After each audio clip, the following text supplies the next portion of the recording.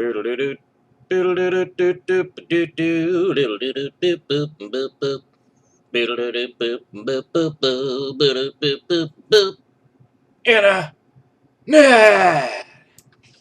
What is up, Internet? We are back with another instructional video on how to glue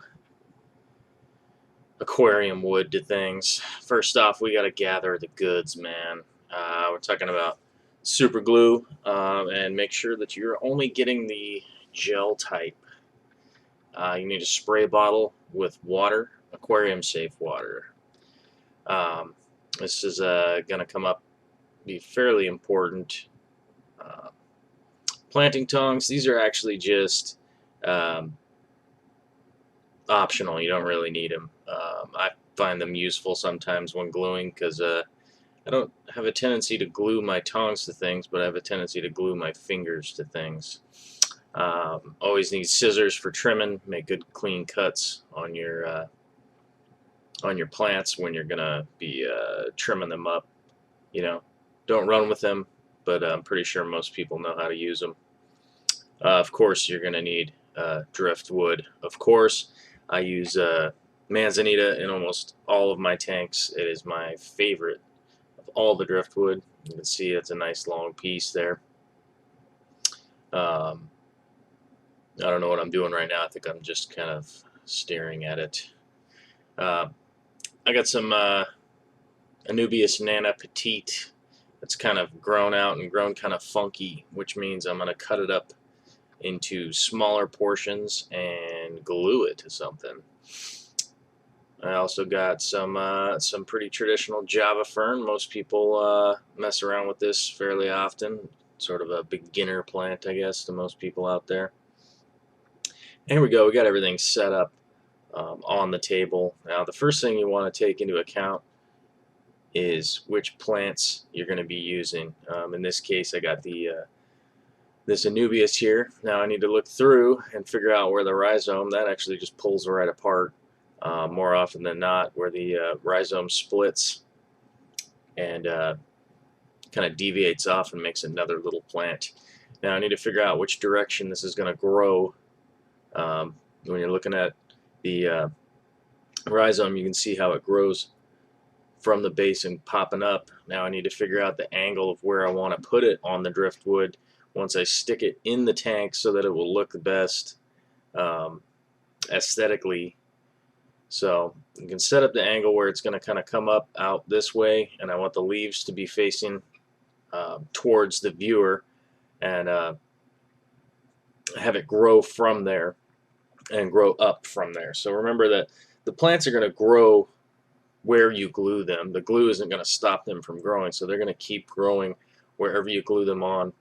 So take into account that there's enough space, so actually set it back from where you want it to grow to, because over time it'll keep growing and eventually look really funky, and you're going to end up having to trim it.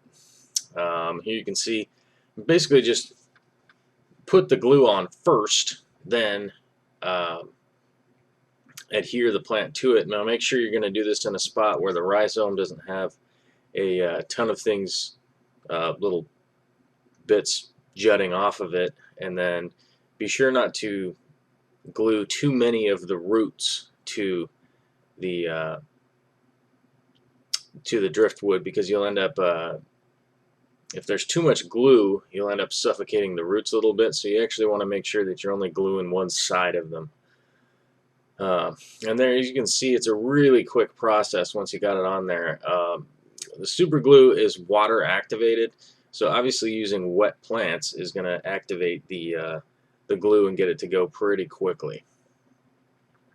Here I actually found a piece of that's just plain old, basically was just rhizome. I had pulled all the plants off of it and then thrown the rhizome into the sump, and as you can see, it started to sprout some new plants. I just kind of want to bring that up while I was doing this at the same time, just kind of show you that don't throw away the rhizome even if everything's dead on it. Eventually more plants will sprout from the rhizome. Here you can see I'm trimming it down into separate plants because I want to encourage growth, which is by trimming the Anubias like this, it'll spring forth and start growing. Java fern, most of you have messed with over the years, I'm sure of it. Some of you are probably just beginning out with it. It also has a rhizome just like the Anubias. These are the types of plants that have a rhizome, are the ones that I use to glue to things. They obviously they don't have roots that need to go into the substrate, so they don't need to be traditionally planted. They're pulling most of the nutrients they need out of the water column. So these are the plants you're going to want to use if you're going to be gluing them to driftwood. Here's actually a different piece of driftwood. I'm going to go through the gluing process again just to show you. Just put down some glue and watch me struggle with the fact that there isn't very much, I don't have very much glue left. I got to go get some more. But you want to put down the glue first and then adhere the plant to it. I believe coming up here is where I actually use the spray bottle. As I hold the plant there, you can actually use the spray bottle to spritz a little bit of water onto the glue to get it to activate, and it will actually glue quicker. It's water activated, so it adheres really quickly once you get water on it. Plus, you want to have the water bottle around. I'm actually doing a small amount of plants here. Normally, I have quite a large pile of plants to sit here and root through, and they dry out. So that spray bottle is you're gonna be able to spray the plants down and keep them nice and moist while you're messing around with this gluing, because obviously this takes time. This is a pretty short video. It's only like 7 minutes long, but traditionally when I'm sitting here for gluing plants for a tank, it can take up to an hour, hour and a half, sometimes even 2 hours, depending on the size of the tank and how many things are being glued. You can see that this becomes time consuming, but it is a huge help. And there I am spraying them down to keep them wet.